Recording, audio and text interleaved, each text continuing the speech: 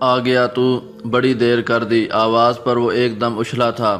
دروازے سے کچھ فاصلے پر دیوار کے ساتھ ٹیک لگائے کوئی بیٹھا تھا۔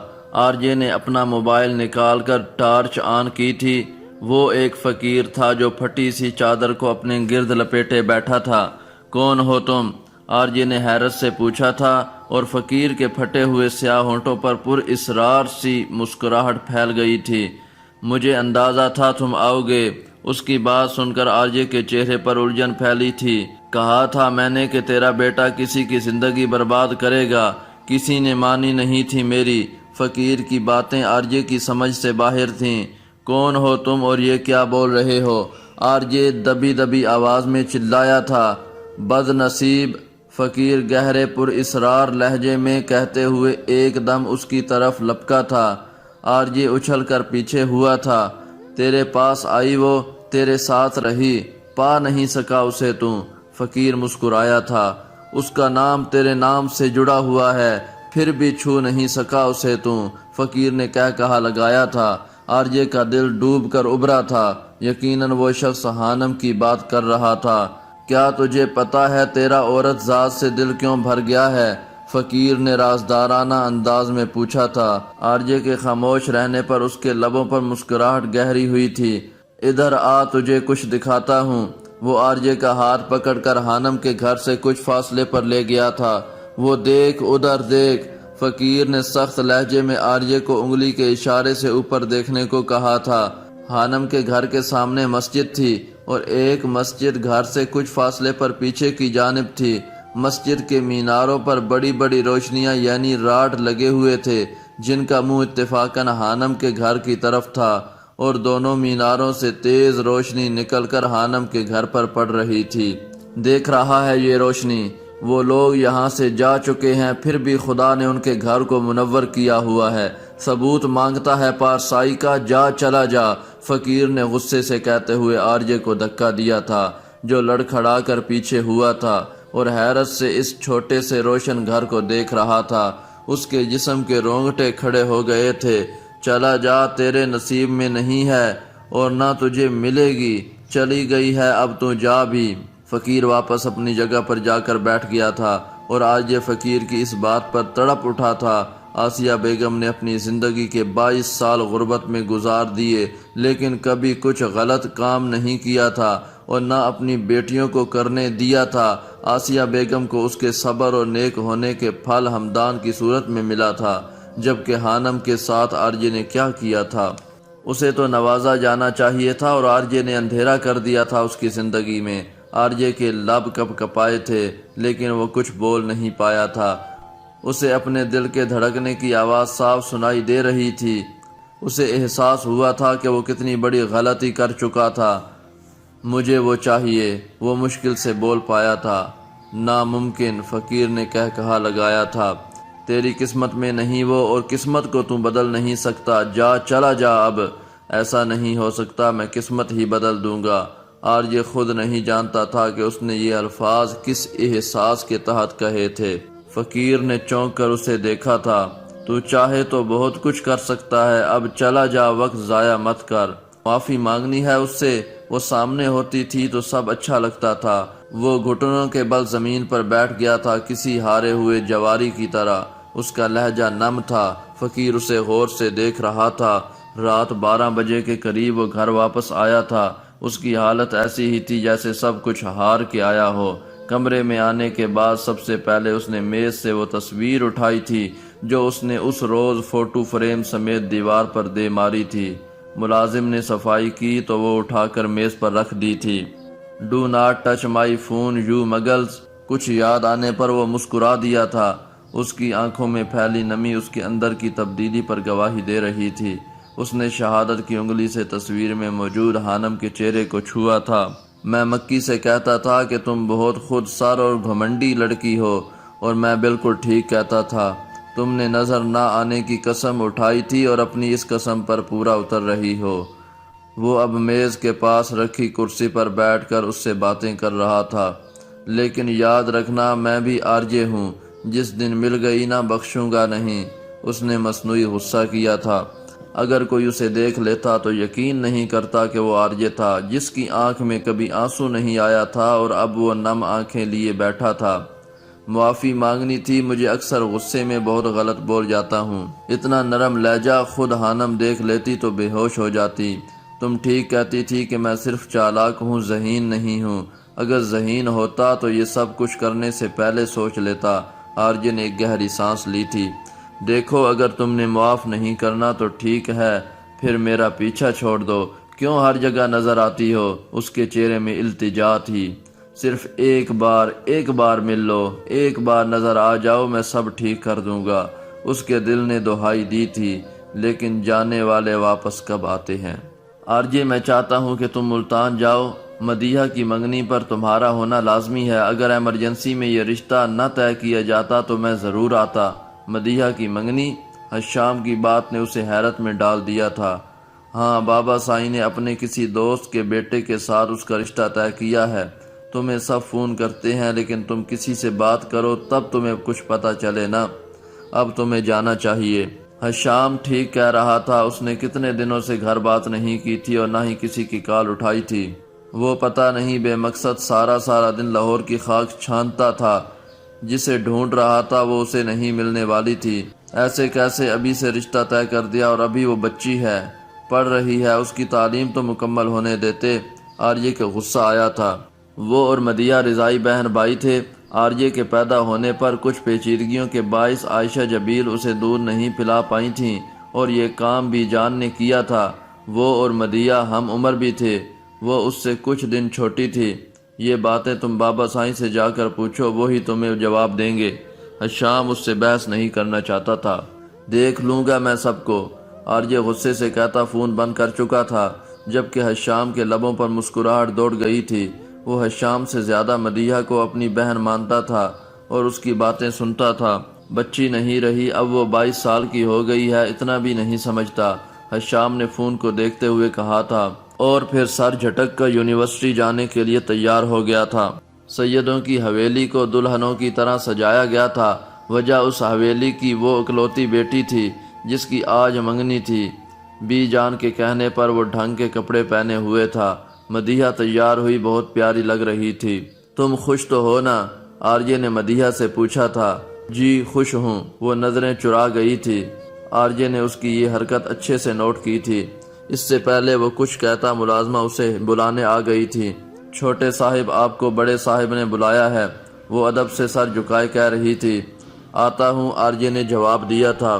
دیکھو، کوئی بھی مسئلہ ہو تو مجھے بتا دینا، لڑکا نہ پسند آئے تب بھی، سمجھ رہی ہو نا میری بات؟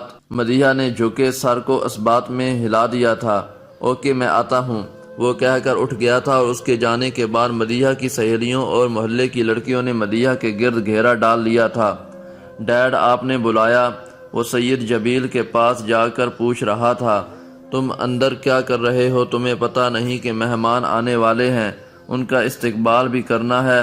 حشام نہیں ہے یہاں پر، اس کے کام تم نے کرنے ہیں۔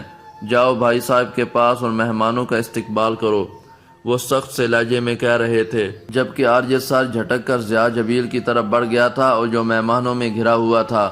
کچھ دیر بعد لڑکے والے آ گئے تھے۔ لڑکے کو دیکھ کر آرجے کو حوصلہ ہوا تھا۔ سید فرقان ایک پڑھا لکھا اور باشعور انسان لگ رہا تھا۔ وہ اچھے سے جانتا تھا کہ سید جبیل یعنی اس کے ڈیڈ رشتوں کے معاملے میں اس کی بات نہیں سننے والے تھے۔ اگر مدیحہ خوش تھی تو وہ کچھ غلط نہیں کرنا چاہتا تھا۔ ان کے خاندان کی روایات کے مطابق لڑکے اور لڑکی کی شادی سید خاندان سے باہر نہیں کی جاتی تھی، یہ وہ سب اچھے سے جانتے تھے۔ جب انگوٹھی پہنانے کی رسم ہو رہی تھی تو لڑکے والوں کے ساتھ آئی لڑکیوں کو اس نے خود پر گھورتے پایا تھا۔ وہ سب اسے ستائشی نظروں سے دیکھ رہی تھیں۔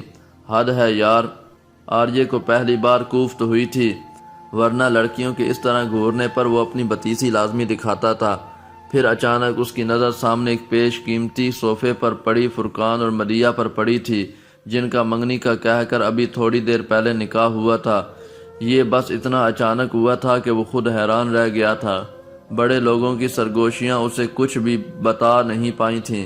دیکھتے ہی دیکھتے بیش قیمتی صوفہ لکڑی کے بینچ میں بدل گیا تھا۔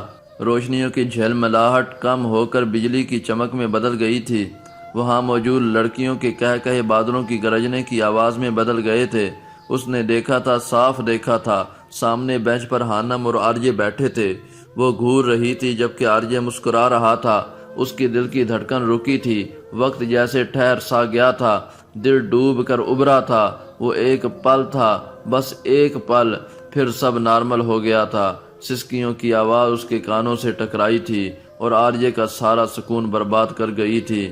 وہ الٹے قدموں چلتا حویلی سے باہر نکلا تھا۔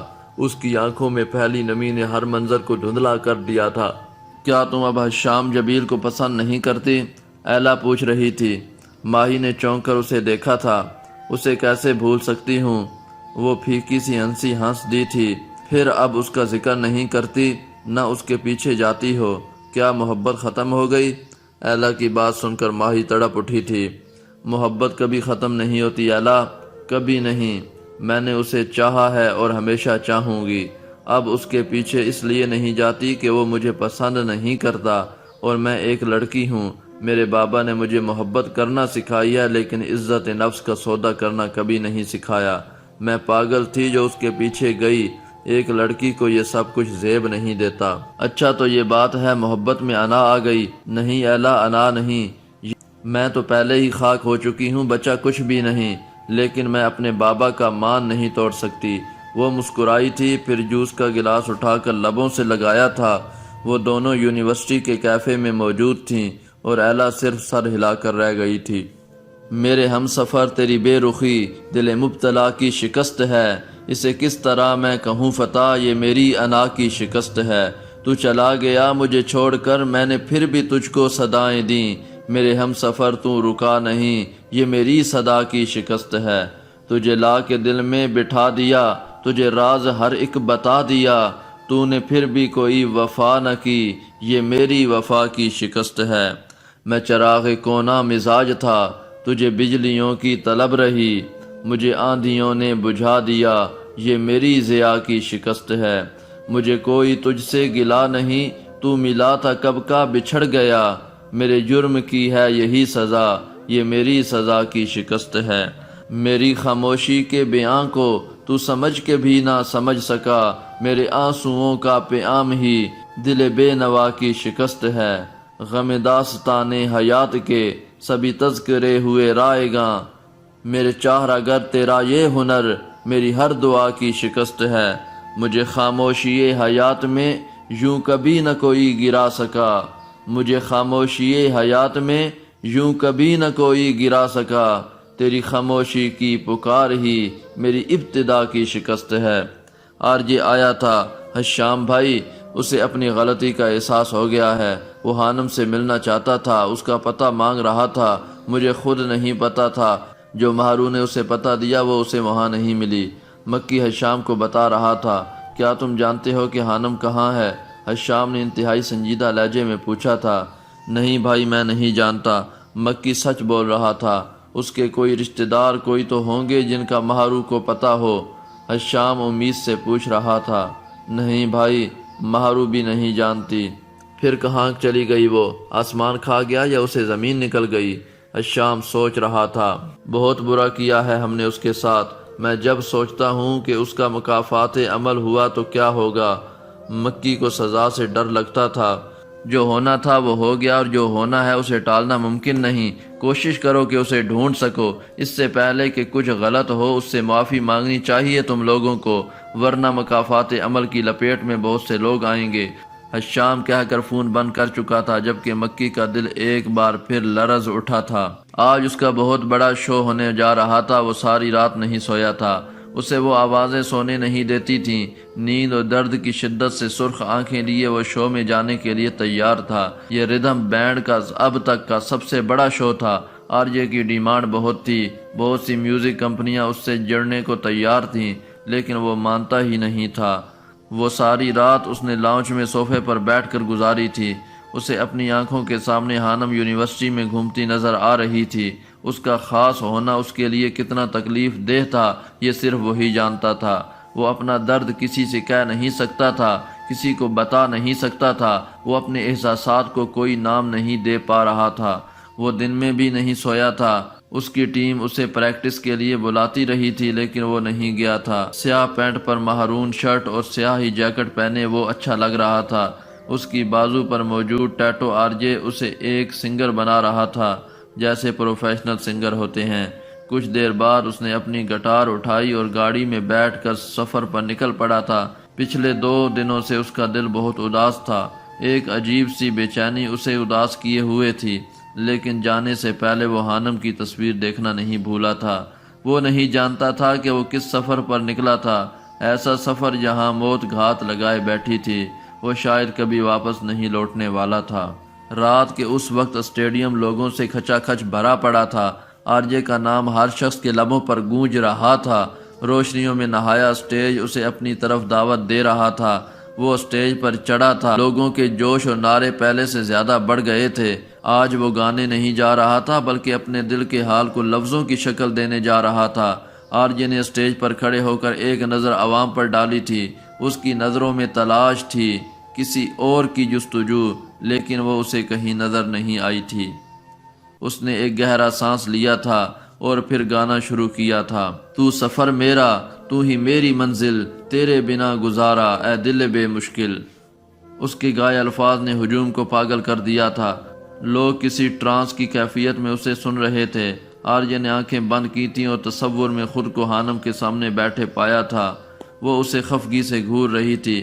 اب وہ مہرو کے ساتھ ہنس رہی تھی۔ یہ روح بھی میری، یہ جسم بھی میرا، اتنا میرا نہیں جتنا ہو تیرا۔ اس نے آنکھیں کھولی تھی جن میں نمی پھیلی تھی اور جو سرخ ہو چکی تھیں۔ جس دن ہر ذی روح کو زندہ کیا جائے گا اور مردوں کو قبروں سے اٹھایا جائے گا، میری دعا ہے کہ ہمارا اس دن بھی سامنا نہ ہو۔ حانم کے جملے اس کے کانوں میں گونجے تھے۔ کتنا درد دیتے اس کے یہ الفاظ، یہ صرف وہی جانتا تھا۔ تو نے دیا ہے جو وہ درد ہی سہی، تجھ سے ملا ہے تو انعام ہے میرا۔ میرا آسمان ڈھونڈے تیری زمیں، میری ہر کمی کو ہے تو لازمی۔ آر جے نے آسمان کی طرف دیکھا تھا۔ زمین پر نہ سہی تو آسمان میں آ مل، تیرے بنا گزارا اے دل بے مشکل۔ یہ الفاظ نہیں تھے، اس کی شدت تھی، اس کی خواہش تھی، اس کے اندر کی تڑپ جو لفظوں کا روپ دھار کر باہر نکل رہی تھی۔ لوگ آج اس کے درد پر اش اش کر اٹھے تھے۔ عوام اس سے بات کرنے کے لیے پاگل ہو رہی تھی۔ وہ اس کا آٹوگراف لینا چاہتے تھے۔ وہ کسی اور دنیا میں پہنچا ہوا تھا۔ ادھورا ہو کے بھی ہے عشق میرا کامل، تیرے بنا گزارا اے دل بے مشکل۔ آر جے نے آنکھیں کھولی تھیں۔ وہ اسے پھر کہیں نظر نہیں آئی تھی۔ وہ اسٹیج سے نیچے اترا تھا اور پھر سب کے آواز دیتے دیتے بھی وہ اس جگہ سے باہر نکل آیا تھا۔ واہ کمال کر دیا آج اس لڑکے نے، اتنا درد، اتنی شدت، یہی چیز تو چاہتا تھا میں۔ گاڑی نکالو، مجھے یہ لڑکا چاہیے۔ مسٹر رحمان اپنے اسٹوڈیو کے کیبن میں بیٹھا آر جے کی پرفارمنس دیکھ کر اش اش کر اٹھا تھا۔ جی ٹھیک ہے باس۔ اس کا سیکرٹری اس بات میں سر ہلا کر نکل گیا تھا۔ کسی بھی قیمت پر وہ بچنا نہیں چاہیے۔ پیسے ڈبل ملیں گے۔ وہ میرا نہیں ہو سکتا تو کسی کا بھی نہیں ہوگا۔ اس نے روپیوں سے بھرا بیگ جرائم پیشہ افراد کے سامنے رکھتے ہوئے کہا تھا، جو شکل سے خوفناک نظر آتے تھے۔ کام ہو جائے گا میڈم۔ وہ اسے یقین دلاتے بیگ اٹھا کر باہر نکل گئے تھے۔ ایم سوری آر جے، لیکن میں اپنی پسند کسی اور کو نہیں دیتی، وہ افسردہ لہجے میں کہہ رہی تھی۔ رات کی اس پہر وہ تیز رفتاری سے گاڑی چلا رہا تھا۔ اس کی آنکھوں کی نمی کم ہونے کا نام نہیں لے رہی تھی۔ راستہ سنسان تھا، سڑک پر 1-2 گاڑیاں ہی نظر آ رہی تھیں۔ اس کا موبائل اور والٹ ساتھ والی سیٹ پر رکھا تھا۔ آج وہ اسے پوری شدت سے یاد آئی تھی اور اس کے نظر نہ آنے پر وہ پاگل سا ہو رہا تھا۔ کچھ دیر کے لیے اس کی نظر سامنے سے ہٹی تھی اور پھر ایک زوردار دھماکہ ہوا تھا۔ سامنے سے آتے ایک تیز رفتار ٹرک نے اسے پوری طرح سے ٹکر مارنے کے بعد اڑا دیا تھا۔ اسے سنبھلنے کا موقع نہیں ملا تھا۔ گاڑی اچھل کر دور جا گری تھی۔ آر جے کو ہر چیز گھومتی محسوس ہو رہی تھی۔ تکلیف کی ایک لہر اس کے پورے جسم میں پھیل گئی تھی۔ آر جے نے مشکل سے آنکھیں کھولی تھیں۔ اس کے سر سے خون نکل رہا تھا۔ جیسے ہی اس نے آنکھیں کھولی تھیں، اس کی آنکھیں چندھیا گئی تھیں۔ ایک دھماکے کی آواز کے ساتھ خاموشی چھا گئی تھی، اتنی گہری خاموشی جو اس نے کبھی محسوس نہیں کی تھی۔ اسے اوندے پڑے کو ایک لمبی سی سرنگ نظر آ رہی تھی جہاں بہت تیز روشنی تھی۔ اس تیز روشنی اور سرنگ کے اندر سے وہ نظر آیا تھا 10 سال کا روحان جبیل جو سرنگ میں چل رہا تھا۔ ماما، وہ کسی کو پکار رہا تھا اور پھر کچھ دیر چلنے کے بعد وہ سرنگ کے آخری سرے پر پہنچا تھا جہاں وہ مسکرا رہی تھی۔ ہاں، وہ عائشہ جبیل، اس کی ماں، خوبصورت سی مسکراہٹ۔ روحان، آ گئے تم؟ وہ محبت پاش نظروں سے اسے دیکھ رہی تھی۔ ماما، 10 سالہ روحان اپنی ماں کی طرف بھاگا تھا۔ کام تمام کرتے ہیں، ٹرک میں موجود ایک آدمی نے دوسرے سے کہا تھا، اور پھر انہوں نے ٹرک کو گاڑی کے اوپر چڑھا کر گاڑی کو بری طرح سے کچل ڈالا تھا۔ آرجے کے جسم نے اتنی تکلیف کبھی محسوس نہیں کی تھی، وہ چیخ بھی نہیں پایا تھا، اور پھر اس کی آنکھیں بند ہو گئی تھیں۔